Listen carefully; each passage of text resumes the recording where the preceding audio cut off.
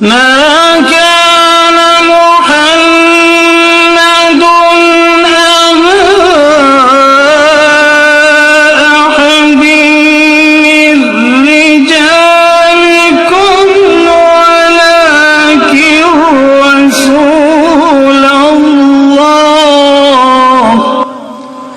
ولكن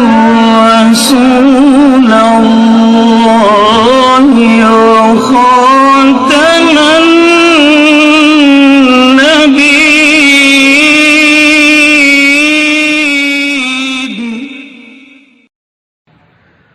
محبت اور شوق سے دروشی پڑھی. اللهم صل على محمد وعلى آل محمد كما صليت على إبراهيم وعلى آل إبراهيم إنك حميد مجيد. اللهم بارك على محمد وعلى آل محمد كما باركت على إبراهيم وعلى آل إبراهيم إنك حميد مجيد. اللهم صل وسلم دائما أبدا على حبيبك خير الخلق كلهم. جزى الله عنا محمدا ما هو أهله صلى الله عليه وسلم تسليما كثيرا كثيرا. نہایت واجب الاحترام بزرگان دین، عزیز بھائی اور دوستوں، اللہ رب العزت سے دعا ہے کہ رب تعالیٰ کی ذات اقدس اس عاجز کو جو آیت کریمہ اور حدیث طیبہ پڑھی اس کا سہل انداز سے بیان کرنے کی اور اس پر مجھے بھی اور آپ سب کو سنانے کے بعد نہایت شوق اور ذوق اور بندگی کے اعلیٰ رنگ کے ساتھ عمل کی بھی توفیق نصیب فرمائے. عزیز بھائی اور دوستو، آج کے جمعہ المبارک کے خطبے کا عنوان، اردو خطبے کا عنوان اسلامی معاشرے میں عورت کا مقام. اسلامی معاشرے میں عورت کا مقام یہ کس نے رکھا ہے؟ میرے اللہ نے اپنے حبیب سید المرسلین خاتم النبیین محمد الرسول اللہ صلی اللہ علیہ وسلم کو عورت کا مقام عطا کیا ہے، عورت کی تکریم عطا کی ہے، عورت کو عزت عطا کی ہے، عورت کو شرف اور فضیلت عطا کی ہے. عورت کو اللہ کے پاک پیغمبر صلی اللہ علیہ وسلم نے تمام حقوق میں برابر قرار دیا ہے، مگر جہاں کہیں عورت کی عزت نفس اور شان میں جہاں کمی کا اندیشہ تھا، وہاں اللہ نے عورت پر مرد کو قوام قرار دیا ہے. الرجال قوامون علی النساء بما فضل اللہ بعضهم علی بعض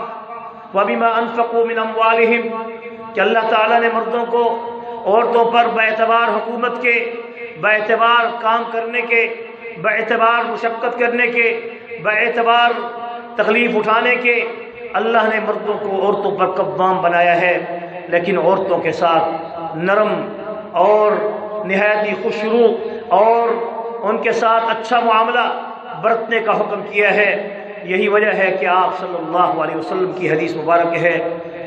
آپ صلی اللہ علیہ وسلم کی حدیث مبارک ہے، حبی الی من دنیاکم ثلاث، کہ مجھے تمہاری دنیا میں سے 3 چیزیں پسند ہیں.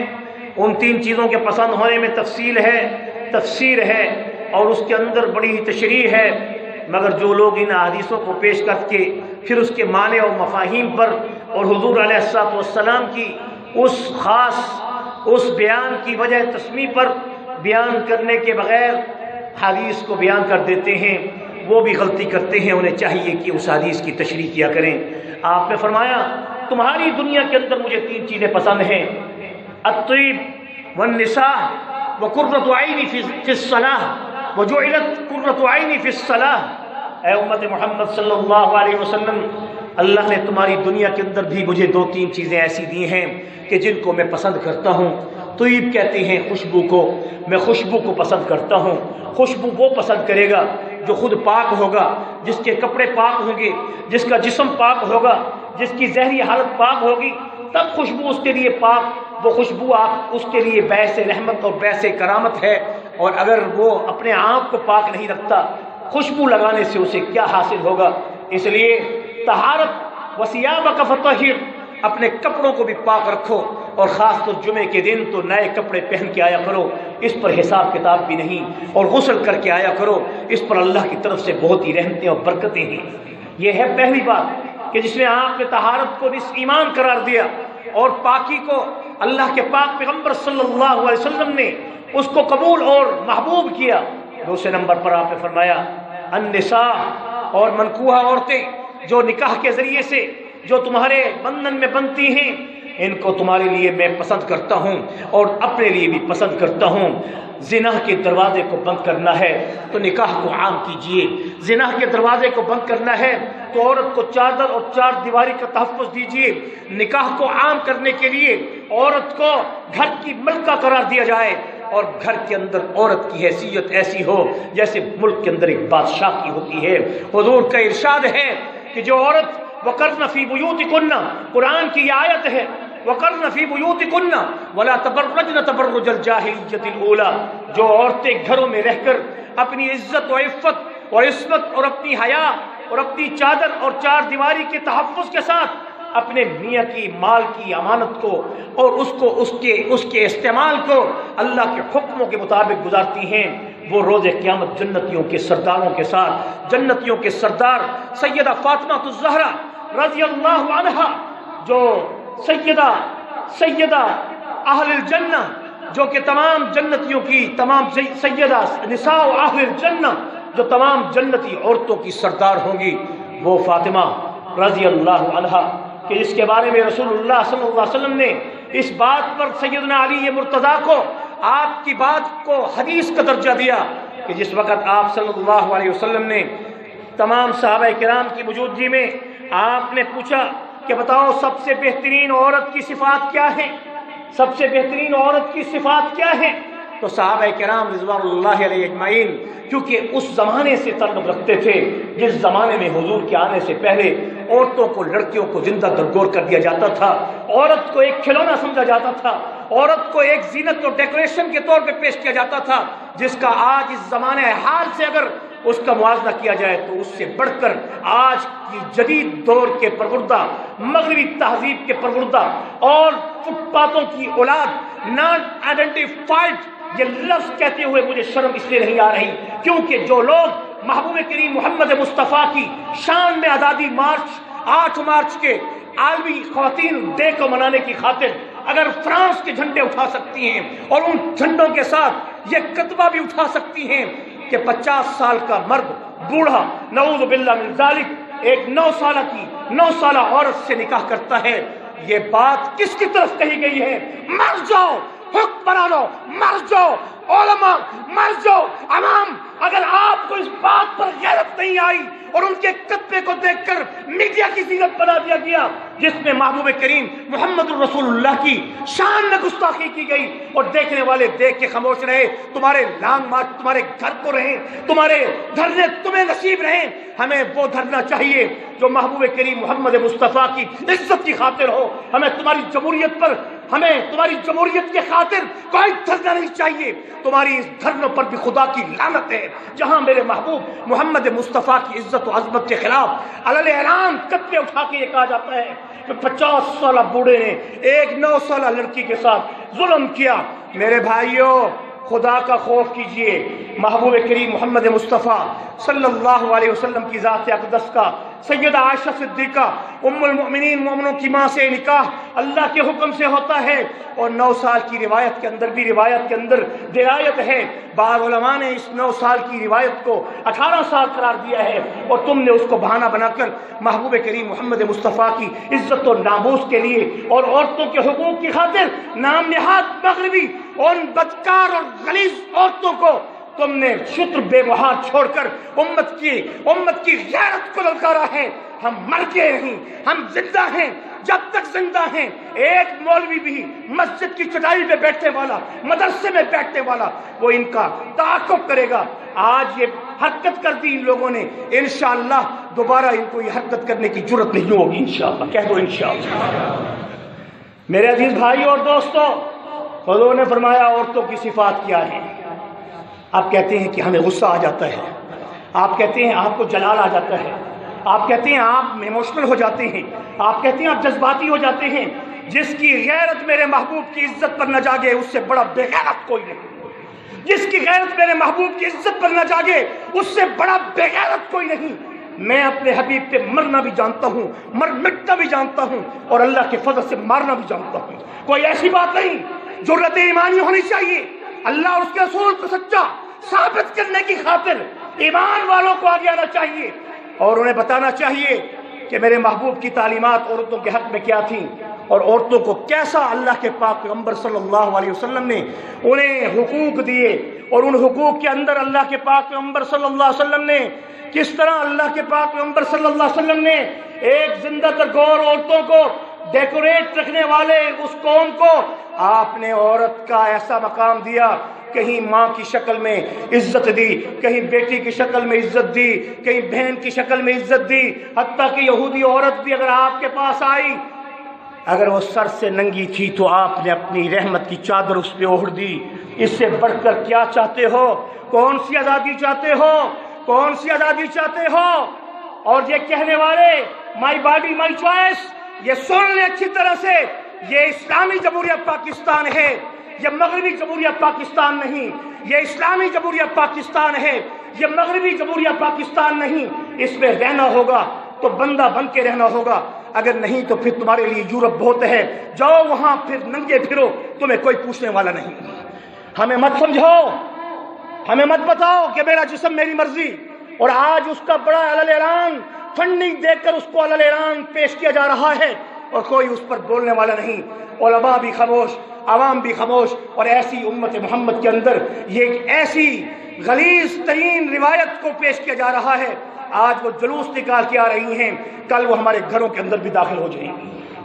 میرے عزیز بھائیو اور دوستو، وقت برا ہے، بہت برا وقت آ چکا ہے۔ اگر اس وقت اپنے ایمان کو نہ بچایا تو روز قیامت شفاعت کے طلبگار نہ ہونا۔ شفاعت کا وہی طلبگار ہوگا جس نے کم سے کم اپنی زبان سے ان سے کم نفرت کا اظہار ضرور کیا ہوگا۔ اگر آج تمہیں نفرت کرنے کے لیے تمہاری زبان گنگ ہو چکی ہے تو پھر روز قیامت میرے محبوب محمد مصطفیٰ کی شفاعت کے لیے تم مستحق نہیں ہو سکتے۔ حضور نے فرمایا سب سے بہترین عورت کی صفات کیا ہے؟ صحابہ کرام رضوان اللہ علیہ اجمعین نے کہا یا رسول اللہ ہمیں تو اس کا علم نہیں۔ آپ نے جب یہ کہا تو سیدنا علی مرتضیٰ رضی اللہ عنہ، شیر خدا حضرت اماں فاطمہ الزہرا رضی اللہ عنہا، جو حضور کی لخت جگر سب سے چھوٹی بیٹی، ان کے پاس جاتے ہیں اور جا کے پوچھتے ہیں کہ اماں فاطمہ، مومنوں کی ماں، حضور بھی اپنی بیویوں کو ام المؤمنین کہتے تھے، مومنوں کی ماں، علی مرتضیٰ اپنی بیوی کو بھی کہتے تھے ام المؤمنین، مومنوں کی ماں، ذرا بتائیے کہ اچھی صفات ایک نیک شریف صورت سیرت عورت کی کیا ہیں؟ تو انہوں نے بڑے دو جملوں میں خوبصورت الفاظ ہمیں بتائے کہ عورت نام ہے پردے کا، عورت کے عربی میں معنی ہیں چھپانے کے، ایک ستر ہوتا ہے اور اس کے بعد اس ستر کو چھپانے کے لیے جو حکم ہے اس کا حکم واجب ہے، اور ایک پردہ ہے چھپانے کے لیے، وہ عورتوں کے لیے بھی ہے، اور اسی طرح ستر کا حکم مردوں کے لیے بھی اور عورتوں کے لیے بھی ہے۔ مرد کا ستر ناف سے نیچے یا ناف سمیت، گھٹنوں سمیت یا گھٹنوں سے اوپر، باز کے نزدیک باز کے قریب، گھٹنے بھی شامل اور ناف بھی شامل، یہ مرد کا ستر ہے۔ اگر اس سے اوپر کپڑا اٹھا ہوا ہو تو وہ ایسے ہے جیسے کوئی ننگا انسان کھڑا ہو۔ اب غیرت کھانی چاہیے ان لوگوں کو۔ اس سے اوپر کپڑا اگر اٹھا ہوا ہو تو وہ مرد ننگا پھر رہا ہے۔ عورت کا ستر کیا ہے؟ سر، چہرے کے بالوں سے، پیشانی کے بالوں سے چھوڑی تک، کان کی ایک لو سے دوسری کان کی لو تک یہ چہرہ صرف کھلا ہوا ہوگا، اور پھر اس کے بعد ہاتھ کھلے ہوں گے اور صرف پاؤں کھلا ہوگا۔ یہ ستر ہے، ذرا اچھی طرح سن لو، یہ پردے کا حکم ہے یا ستر ہے؟ اللہ نے سطر کا حکم الگ کیا ہے، پردے کا حکم الگ کیا ہے۔ سطر عورت کا اس کے ماں سوا ہے، اور یہ بھی چہرہ، ہاتھ اور پاؤں صرف ان کے سامنے کھول سکتی ہے، صرف ان کے سامنے کھول سکتی ہے جس کے بارے میں اللہ نے قرآن مجید میں یہ ارشاد فرمایا کہ اے امت محمد صلی اللہ علیہ وسلم، اپنے گھر میں، اپنی عورتوں میں، اپنے مردوں میں، اپنے باپ کے سامنے، اپنے بیٹوں کے سامنے، اپنے خالوں کے سامنے عورت ولا تبرجن تبرج الجاہلیۃ الاولى وقل للمؤمنات یغضضن من ابصارهن واحفظن فروجهن ولا يبدين زینتهن الا لبعولتهن۔ یہ چہرہ کھولنا، یہ گھر کے اندر چلتے پھرتے اس کی خاطر ہے، اور عورت کا پردہ حضور اکرم صلی اللہ علیہ وسلم نے فرمایا کہ اسے چاہیے کہ جب وہ گھر سے باہر نکلے تو اپنے اوپر جلابیب، بڑی چادر اوڑھ لے، تاکہ غیر محرم کی نظر بھی اس پاک دامنہ عورت کے خوبصورت چہرے پہ بھی نہ پڑے۔ اس قدر حکم ہے۔ سطر کا حکم واجب ہے، پردے کا حکم فرض ہے۔ سطر حضور کی حدیث سے ثابت ہے، اور پردے کا حکم قرآن کی آیت سے ثابت ہے۔ فرض کا حکم واجب سے بڑھ کر ہے۔ اما فاطمہ نے کہا کہ سب سے بہترین عزت والی عورت وہ ہے کہ وہ کم سے کم اتنا پردہ ضرور کرے کہ غیر آدمی اس کو نہ دیکھ سکے، اور نہ یہ غیر آدمی پر اپنی نظر جما سکے۔ کیا فرمایا فاطمہ الزہرا رضی اللہ تعالیٰ عنہا نے کہ عورت صفات میں کامل وہ ہے کہ جس کے چہرے کو کوئی غیر آدمی نہ دیکھ سکے، اتنا پردہ ہو کہ غیر آدمی اس کو نہ دیکھ سکے۔ دیکھنے کی جگہ کیا ہوتی ہے؟ کیا ہوتی ہے؟ منہ ہوتا ہے سب سے پہلے، اور دیکھنے کے لیے بھی منہ ہوتا ہے، آنکھیں ہوتی ہیں۔ اور فرمایا کہ عورت کو جیسے اتنا حکم ہے کہ وہ اپنے آپ کو اتنا چھپائے کہ غیر مرد اس کو دیکھ نہ سکے، اتنا پردہ اس کا ہو، صرف آنکھیں کھلی ہوئی ہوں، ماتھا اور منہ چھپا ہوا ہو، غیر محرم سے، جو اس کے چاچے نہیں، تائے نہیں، اگر اس کے کوئی رشتہ دار قریبی بھی ہیں، اگر وہ گھر میں رہ رہی ہے، اس کے لیے بھی یہی حکم ہے کہ اگر مجبوری ہے کہ جیسے کزن رہتے ہیں گھروں کے اندر، چچا زاد بھائی ہیں، چچا زاد ماموں زاد بھائی ہیں، پھوپھی زاد بھائی ہیں، وغیرہ وغیرہ، تو ان کے رہنے میں ان کے لیے کوئی پابندی نہیں، مگر اختلاط ان کے ساتھ بھی اس لیے نہیں کر سکتی کیونکہ جس شخص سے اس کا نکاح ہو سکتا ہے اس سے اس کا پردہ ہے، حتی الوسع کوشش کرے کہ ان کے سامنے مت آئے۔ اما فاطمہ الزہرا رضی اللہ تعالی عنہا نے جب یہ پیغام بھیجا سیدنا علی مرتضیٰ کی وساطت سے، تو حضور علیہ السلام نے کہا، کیا فرمایا؟ میری بیٹی فاطمہ نے کہا کہ عورت اس قدر پردہ کرے کہ کوئی غیر محرم اس کو دیکھ نہ سکے، اور وہ بھی اس قدر غیر محرم سے اتنا پردہ کرے کہ اس کی نظر بھی غیر محرم پہ نہ ٹک سکے۔ کل للمؤمنات یغضضن من ابصارهن ویحفظن فروجهن ولا یبدین زینتهن الا لبعولتهن او آبائهن۔ اپنے ماں باپ کے ساتھ وہ پردہ اپنے چہرے کا کھول سکتی ہے، مگر ماں باپ کے سامنے بھی وہ عورت اپنا چہرہ کھولنے کے بعد اپنے سطر کا کوئی حصہ نہیں کھول سکتی۔ اچھی طرح سن لو، حرمت بصیرت کے باب کو شروع کر لو تو پھر علماء فقہا کے فتوے کی زد میں کہیں نہیں آ جاؤ۔ میں ایسی بات کہہ دوں گا، وقت نہیں کہ آپ کو بتاؤں کہ آج گھروں کے اندر زنا عام ہو چکا ہے، اور حضور کا یہ ارشاد ہے حرم مصاہرت سے، اگر کوئی شخص اپنی ساس سے اگر برائی کا ارادہ کر کے، اگر نفسانی خواہشات حرارت کی شکل میں اگر صرف مس کرنے سے بھی حاصل کر لیتا ہے، تو اس کی بیٹی یعنی وہ ساس کی مس کرنے کی وجہ سے، شہوت سے اس کی بیوی اس پر حرام ہو جاتی ہے۔ میرے عزیز بھائیو، حرام ہونا اور چیز ہے اور طلاق ہونا اور چیز ہے۔ طلاق کے بعد رجوع ثابت ہے،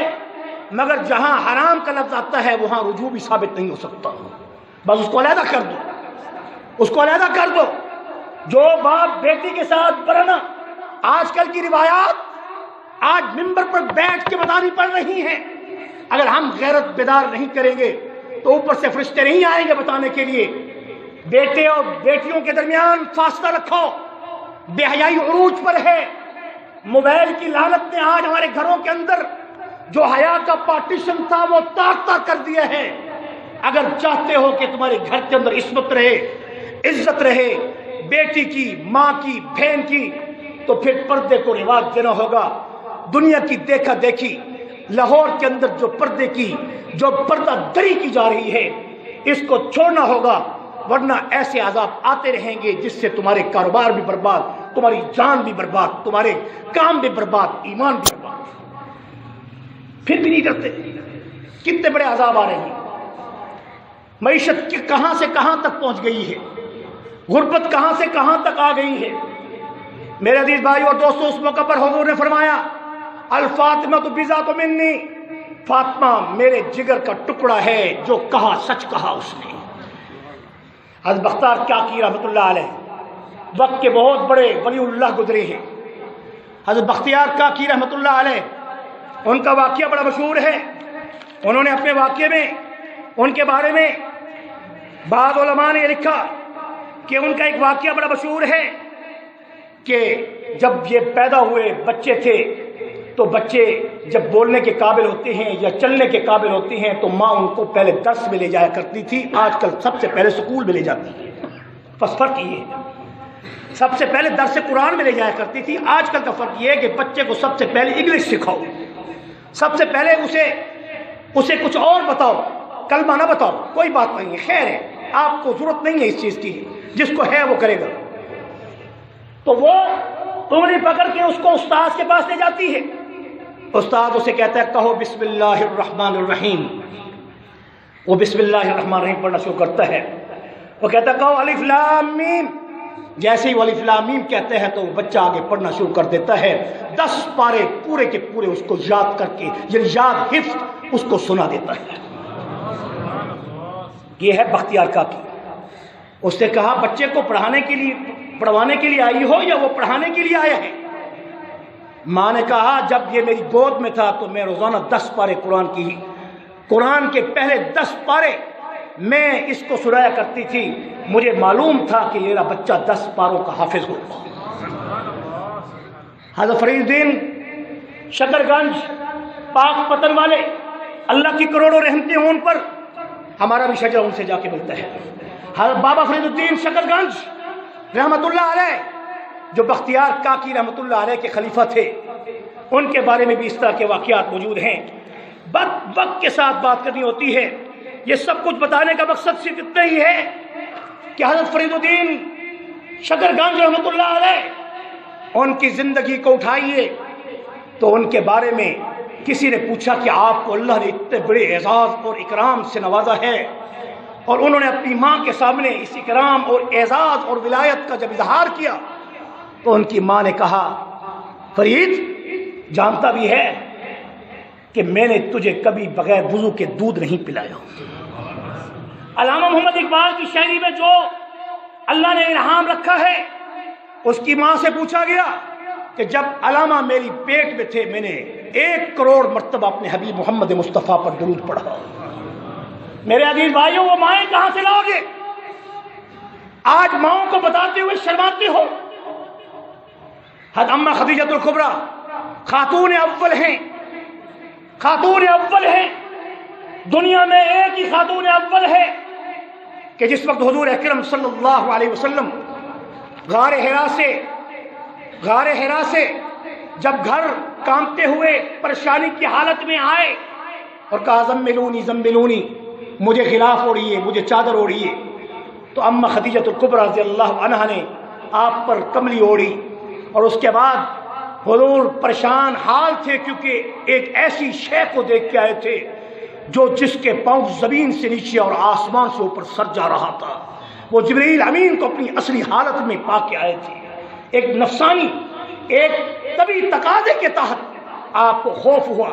تو اس موقع پر سب سے پہلا دلاسا دینے والی خاتون اول اماں خدیجۃ الکبریٰ تھی، جس نے کہا واللہ لا یخزیک ابدا، اے اللہ کے محبوب محمد الرسول اللہ صلی اللہ علیہ وسلم، میں قسم اٹھا کے کہتی ہوں کہ اللہ تعالیٰ آپ کو رسوا نہیں کرے گا، آپ کو ضائع نہیں کرے گا۔ انک لتصل الرحم، کیونکہ آپ کمزوروں کا بوجھ اٹھانے والے ہیں۔ انک لتصل الرحم، آپ صلہ رحمی کرنے والے ہیں، آپ رشتوں کو جوڑنے والے ہیں۔ اور پھر فرمایا وتحمل الکل، اور کمزور اور ناتوان لوگوں کا بوجھ اٹھانے والے ہیں۔ وتکسب المعدوم، اور محروم القسمت اور کمانے سے عاری لوگوں کو کما کر کھلانے والے ہیں۔ وتقری الضیف، وتقری الضیف، اور آپ کے پاس کوئی مہمان آتا ہے تو اس کو آپ کھانا کھلائے بغیر چھوڑتے نہیں۔ اور پھر فرمایا وتعین علی نوائب الحق، اور آپ مصیبت زدہ لوگوں کی مدد کرنے والے ہیں اور آپ حق پہ ہیں، اللہ آپ کو کبھی ضائع نہیں کرے گا۔ یہ کون تھی پہلی عورت؟ اما خدیجہ الکبریٰ رضی اللہ عنہا، کہ جو پھر اس کے بعد اپنے چچا داد بھائی ورقہ بن نوفل کے پاس لے گئی۔ اور میں تو یہ کہتا ہوں کہ اما خدیجہ الکبریٰ رضی اللہ عنہا کے بعد سب سے پہلے کلمہ پڑھنے والا اگر ترتیب میں پوچھتے ہو تو وہ ورقہ بن ابن نوفل ہے۔ جس وقت ورقہ ابن نوفل نے آپ کو دیکھا تو کہا آپ اب مخرجی، حضور نے پوچھا، جب انہوں نے نشانیاں دیکھی اور نشانیاں دیکھنے کے بعد اس نے کہا کہ آپ کو آپ کی قوم آپ کے وطن سے نکال دے گی، آپ نے فرمایا وہ مخرجی، مجھے میری قوم جو صادق و امین کہتی ہے مجھے اپنے گھر سے نکال دے گی؟ کہا ہاں